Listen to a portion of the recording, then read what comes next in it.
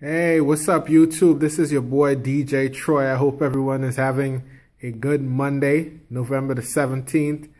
Well, let's get to the trending topics.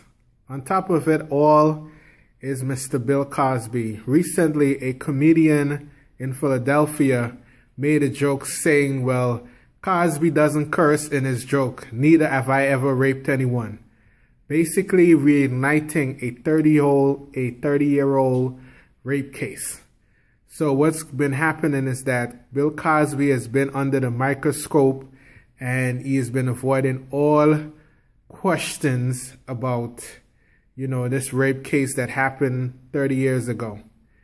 The problem is this. The individual who claimed that she was raped stated that when she went to the lawyers laughed at her. Okay, back in, I think, 1982, when she went to the lawyer and said, well, hey, I was drugged and I was raped by Bill Cosby. The lawyer started to laugh because the lawyer said, Bill Cosby? You mean Dr. Huxtable? Who in the world is going to believe that Bill Cosby actually raped anyone?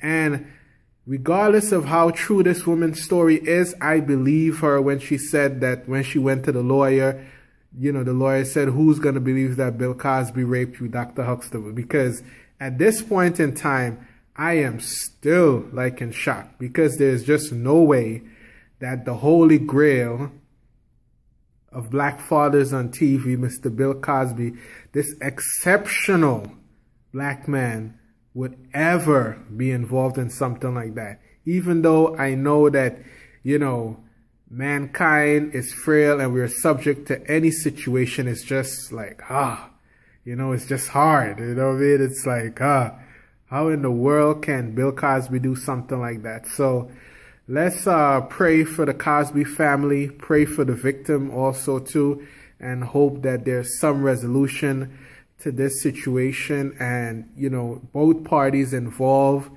is fully compensated / fully, are happy with the results of the situation, because to tarnish the image of Bill Cosby and for a woman who has been suffering with over 30 years of being raped, it's just nobody is happy. I like to say on a side note that at the end of the day, nobody in their right mind wants to be associated with any form and any type of any sex allegations, because that stuff is just devastating to your career.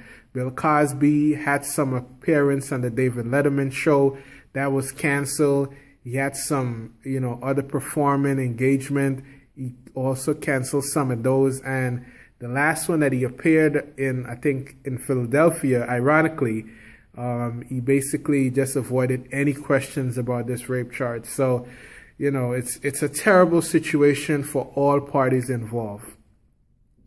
Moving on now to another trending topic is the big Lifetime movie that showed over the weekend, the movie about Aaliyah.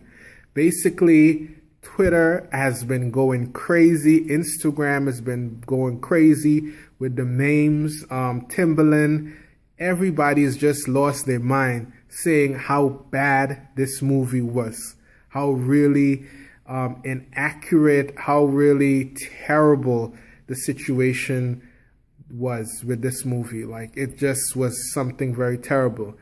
Fortunately for me, I did not see the movie, so I cannot really make an accurate depiction of it, but some of the casting pictures that I saw, it was just absolutely ridiculous, absolutely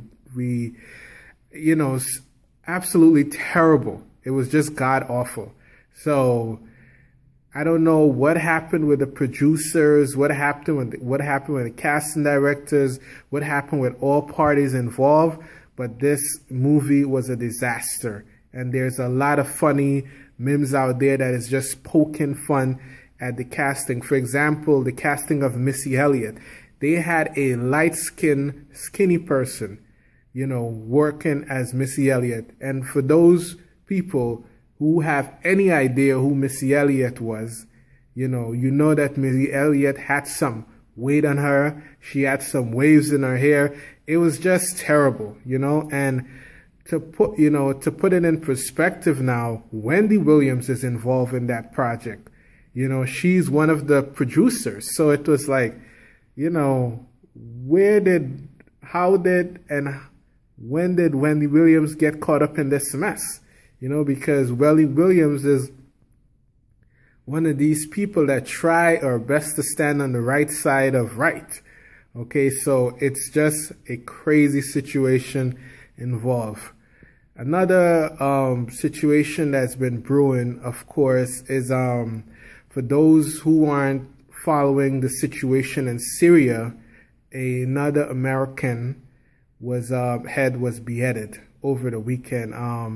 He changed his name to Abdul-Rahman, and before his original name was Timothy Kazak, I think. I would just like to say, you know, my condolence to his family, my condolence to all of his loved ones, his friends, all parties involved. It was just a terrible situation because this individual basically went to Syria to help. Okay, and it was a noble cause that he didn't get any reward for. So it was just, you know, god awful to hear, and praying for another American who also got captured in Syria and is also being held by ISIS. So it's just a crazy situation with no resolution, but I'm just praying for all the families involved, all the individuals in Syria who have lost their homes, lost their livelihood, you know, all around. It's just devastating news. Another crazy situation that happened over the weekend is that an individual in New York City was pushed in front of the D train.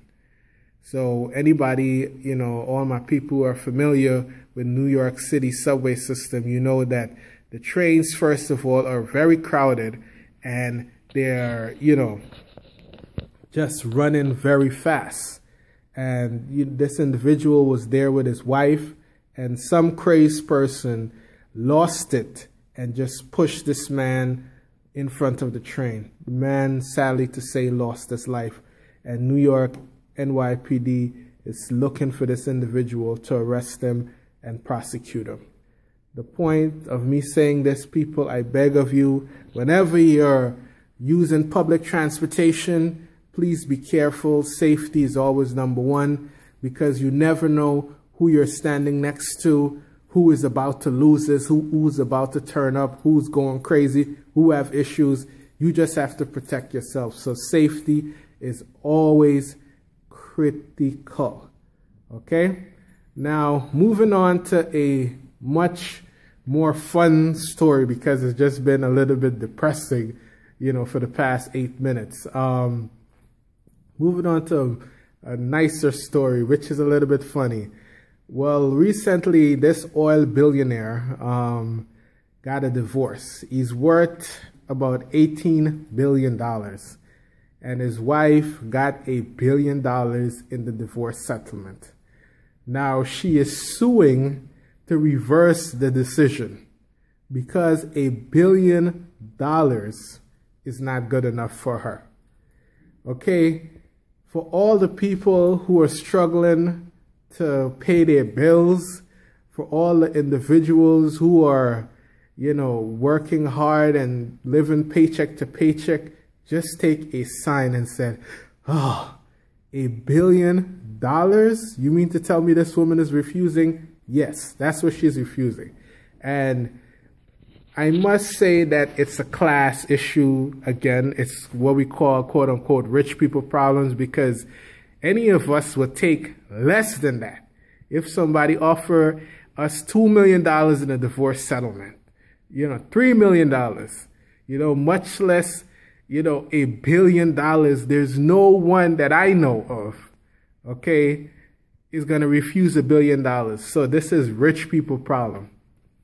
Now, CNN's Anthony Bourdain did a wonderful special on Jamaica this past Sunday.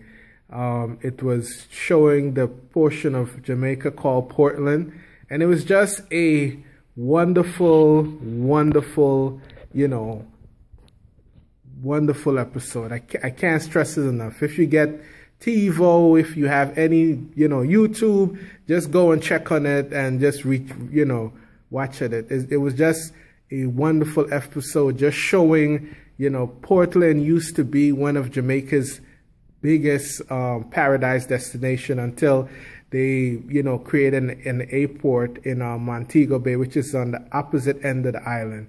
And basically, Portland was basically swept under the rug when it came to, you know, tourist destination and tourist traveling. And eventually, it just disappeared off the tourist map. And one of the biggest problem that individuals are saying is that the reason why people don't go to Portland is because to get to Portland, you know, it's not a straight, you know, link from the airport to Portland. It's just a lot of twists and turns around the island. So what Anthony Bourdain is trying to do, I'm guessing, is trying to, you know, make Portland a more known destination, make it, you know, a better place to visit other than, you know, the other part of the island. Now, the big dilemma of the show was this. How do you create paradise, number one, and also keep the local people involved in paradise? Okay, so people who have been living in Jamaica for their entire life, generations upon generations of people, are basically going to get pushed out of certain areas in Portland if they start to create private beaches and private resorts. Now, the tourists want to come to Jamaica because they want to see Jamaica as it is. Okay, so if you understand that dilemma. So, you know, Anthony Bourdain did a wonderful job of explaining it. So, you know, shout out to that, you know, for people who are tired of the winter already, because over the weekend we have gotten such a huge blast of Mother Nature. You know, watching this episode will help you to, you know, cool out, feel hot, feel nice, feel warm, Jamaica man.